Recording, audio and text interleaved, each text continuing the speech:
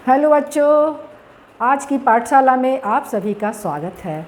तो बच्चों, मैंने जो पिछले पाठ में पढ़ाया था, पिछले वीडियो में, इस स्तुति का 3 श्लोक आप लोग उसका रिवीजन कर लिए होंगे। अब आशा है कि अगले पाठ के लिए आप तैयार होंगे, मतलब अगला पाठ नहीं, अगला भाग। प्रथम पाठ में 5 श्लोक थे, हम लोग पढ़े थे उपनिषद और गीता का 2 श्लोक और उपनिषद का 3 श्लोक। 3 श्लोक हम लोग पढ़ चुके हैं और जो 2 श्लोक बचा हुआ था उसे हमको पढ़ना है। ये 2 श्लोक कहाँ से लिया गया है? तो गीता से लिया गया है। भगवान कृष्ण जब अपने विराट रूप का दर्शन रणभूमि में करा रहे थे अर्जुन को जो विराट रूप का दर्शन करवा रहे थे, उस वक्त अर्जुन के मुख से जो स्तुति निकलती है श्री कृष्ण भगवान के लिए, वह ये 2 श्लोक के माध्यम से बताया गया है। तो आइए बच्चों, हम लोग श्लोक की तरफ चलते हैं, चौथे श्लोक की तरफ चलते हैं। आइए, पहला पाठ का चौथा श्लोक, इसको सबसे पहले हम उच्चारण करेंगे। क्या करेंगे बच्चों? उच्चारण। आप चाहो तो मेरे साथ भी कर सकते हो, पहले एक बार मैं कर देती हूँ, दोबारा मेरे साथ करना। त्वमादिदेवः पुरुषः पुराणः त्वमस्य विश्वस्य परम निधानम वेत्तासि वेद्यं च परम च धाम त्वया ततं विश्वम अनंत रूपम।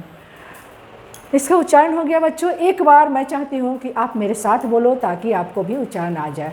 तो मैं बोलूँगी, बीच बीच में रुकूंगी और उस जो समय बीच का होगा उसमें आप बोलोगे। त्वमादिदेवः पुरुषः पुराणः त्वमस्य विश्वस्य परम निधानम वेत्तासि वेद्यं च परम च धाम त्वया ततं विश्वम अनंत रूपम। बच्चों, उच्चारण तो हो गया, अब हम लोग इसके शब्दार्थ पर जाएंगे, एक एक शब्द पर चलेंगे। सबसे पहले हमारा आया है त्वमादिदेवः। इसे हम तोड़ेंगे तो क्या हो जाएगा? त्वम प्लस आदिदेवः। यहाँ मैं लिख दी हूँ, इसको आप लोग नोट कर दीजिएगा। त्वम मीन्स क्या होता है? त्वम मीन्स तुम, आदिदेव हो।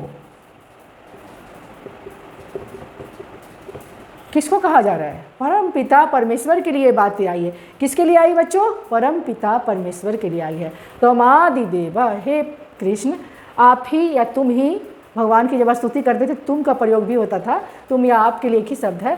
तुम ही आदि देव हो। क्या हो? तुम ही आदि देव हो। हे प्रभु, हे श्री कृष्ण, तुम ही आदि देव हो। उसके बाद आया है पुरुष और पुराण। पुराण मतलब होता है पुरातन, मतलब सबसे पुराना।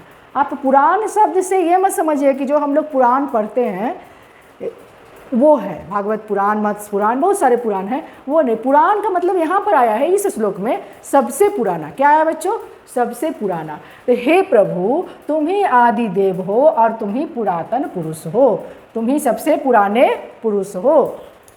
त्वमस्य विश्वस्य परम निधानम। परम मतलब श्रेष्ठ। त्वमस्य विश्वस्य यानी तुम विश्व के, तुम इस विश्व के श्रेष्ठ आश्रय दाता हो। निधानम मतलब धन भी हो सकता है, आश्रय भी हो सकता है, सहारा भी हो सकता है, धन भी हो सकता है। इसको ऐसे कर देंगे, निधानम। निधानम का मतलब क्या हो गया बच्चों? आश्रय, सहारा, सबसे बड़ा धन। तो तुम ही इस विश्व के सबसे बड़े श्रेष्ठ आश्रय हो। क्या हो? श्रेष्ठ आश्रय हो, सबसे बड़ा सहारा हो, सबसे सर्वोत्तम धन हो। तुम ही इस विश्व के सबसे बड़े आश्रय हो, सबसे अच्छा सहारा हो, सबसे श्रेष्ठ सहारा हो, या कह सकते हैं कि तुम ही सबसे बड़े धन हो। वेत्तासि, तुम ही जानने वाले हो। क्या होगा? वेत्तासि मतलब जानने वाले। वेत्तासि मतलब वेता जोड़ असी। इसको तोड़ेंगे तो क्या हो जाएगा? वेता जोड़ असी। असी मीन्स क्या होता है? हो। और वेता मतलब जानने वाले। वेत्तासि यानी तुम ही जानने वाले हो। च मीन्स ये अव्यय है, च मीन्स और, शब्दों को जोड़ रहा है, 2 शब्दों को जोड़ रहा है। तुम ही जानने वाले हो। और वेद्यम मतलब होता है जानने योग्य। क्या होता है बच्चों? ध्यान देना, बेतासी मतलब जानने वाले और वेद्यम मतलब जानने योग्य। तुम ही जानने वाले हो और तुम ही जानने योग्य हो। परम मतलब जान ही रहे हैं, श्रेष्ठ, और तुम ही श्रेष्ठ धाम हो। धाम तो समझते ही हैं, जिसको तीर्थ स्थान हम लोग कहते हैं। तो तुम्हारे रहते हैं हम लोग को जो है, तुमसे बड़ा कोई श्रेष्ठ धाम नहीं है, तो कहीं जाने की हमें ज़रूरत नहीं है। तुम ही सबसे श्रेष्ठ धाम हो। त्वया, त्वया मतलब हो गया तुम्हारे द्वारा। त्वया, त्वया मतलब हो गया तुम्हारे द्वारा। यहाँ ततम आया है और यहाँ विश्वम आया है और यहाँ अनंत रूपम आया है, जिसको हम नीचे लिख दिए हैं। विश्वम जोड़ अनंत रूपम ततम। तुम ही इस विश्व के अनंत रूप में, ततम मीन्स व्याप्त होगा।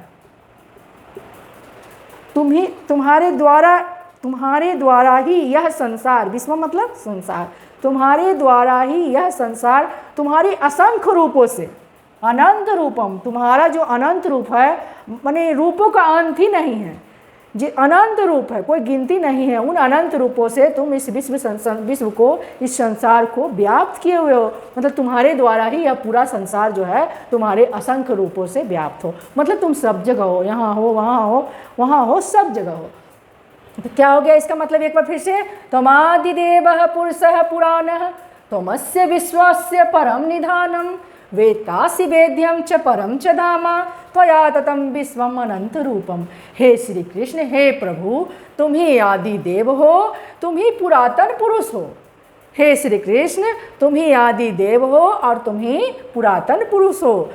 तुम ही इस विश्व के श्रेष्ठ आश्रय दाता हो, सबसे बड़ा सहारा हो। तुम ही जानने वाले हो और तुम ही जानने योग्य हो। तुम्हारे द्वारा ही यह संसार तुम्हारे असंख्य रूपों से व्याप्त है। कोई दिक्कत हमको लगता है नहीं है बच्चों? मैंने इस श्लोक को सारे व्याख्या कर दिया है और नीचे आपका जो कड़े कड़े शब्द थे उसका संधि विच्छेद लिख दिया है। मैंने बड़े शब्दों को मैंने तोड़ा है और अर्थ तो मैं सब शब्द का बता ही चुकी हूँ। अब इसका एक ऑथेंटिक जो अर्थ होता है उसे मैं लिख देती हूँ, आप लोग नोट कर लीजिएगा। इसको मैं मिटाती हूँ। यह श्लोक कहाँ से लिया गया था? गीता से। कहाँ से लिया गया था? गीता के, नोट जरूर करिएगा, 11वें अध्याय का 38वां श्लोक है।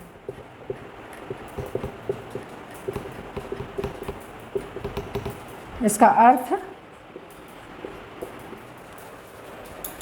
बच्चों थोड़ा देर पहले मैं बताई थी कि गीता के 11वें अध्याय का 38वां श्लोक।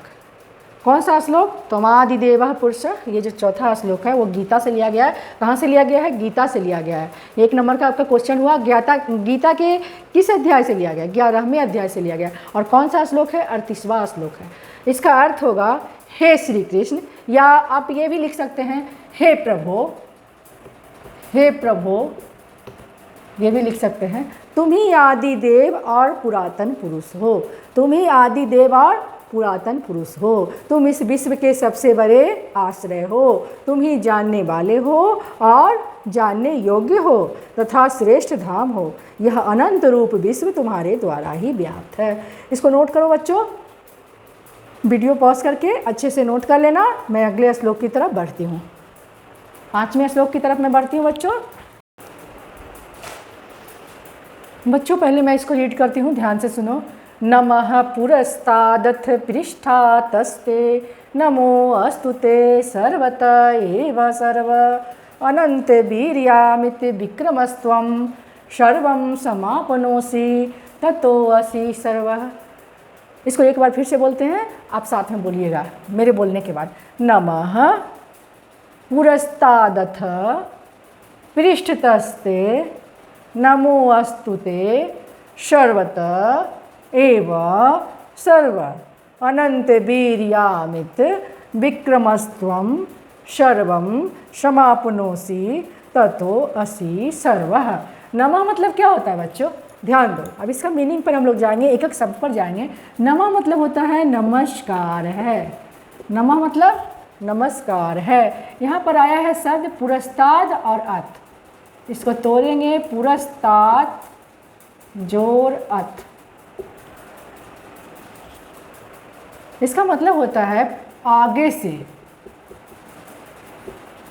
पृष्ठत अस्ते, इसका भी यही हो जाएगा, पृष्ठतः जोड़ ते।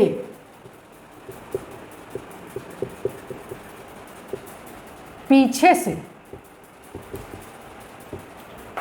नमो अस्तुते तो जानते ही हैं, तुम्हें नमस्कार है, तू मतलब तुमको, नमो मतलब नमस्कार है। सर्वतः, सर्वतः मतलब होता है सभी ओर से। सर्वतः का मतलब क्या होता है? सभी ओर से। और यहाँ सर्व जो आया है ये संबोधन है, हे सर्वात्मन, ये ईश्वर के लिए उपयोग किया गया है। यहाँ संबोधन चिन्ह दे देंगे, हे सर्वात्मन अनंत वीर्य मित वीर्य, अनंत वीर्य, और यहाँ हो जाएगा अमित विक्रमस त्वम। अनंत वीर्यम मतलब अनंत मतलब बहुत अधिक आप वीर हैं, और अमित विक्रमस्त्वम मतलब असीमित सामर्थ्यशाली, माने आप इतने सामर्थ्यशाली हैं जिनकी सीमा नहीं है।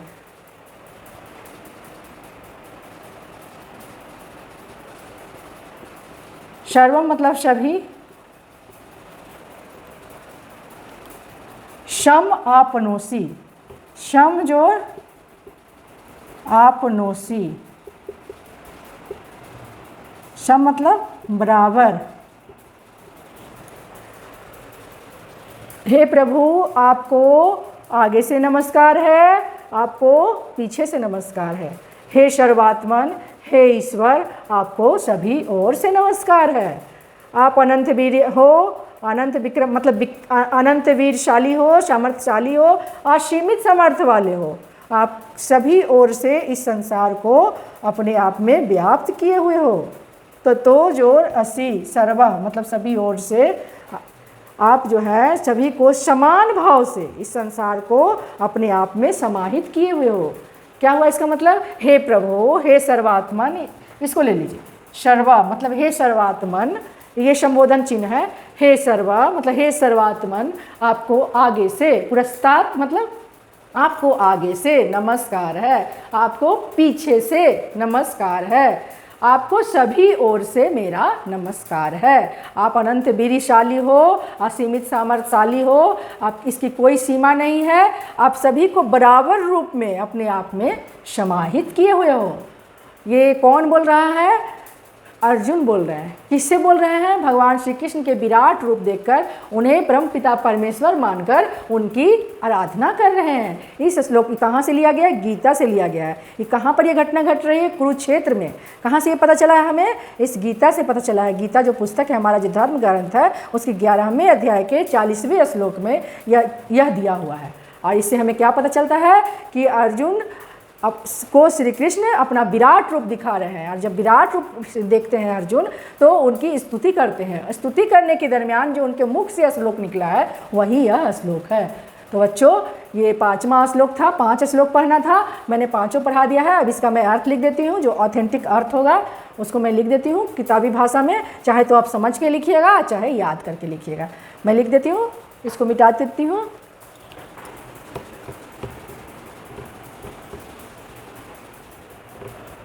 पांचवा श्लोक का ये अर्थ है, इसको मैं एक बार रीड कर देती हूँ। हे सर्वात्मन, आपको आगे से तथा पीछे से नमस्कार है, आपको सब ओर से मेरा नमस्कार है। हे अनंत सामर्थ्यशाली, असीमित पराक्रमी, आप सब कुछ को अपने आप में समाहित किए हुए हैं, आप सर्वत्र व्याप्त हैं।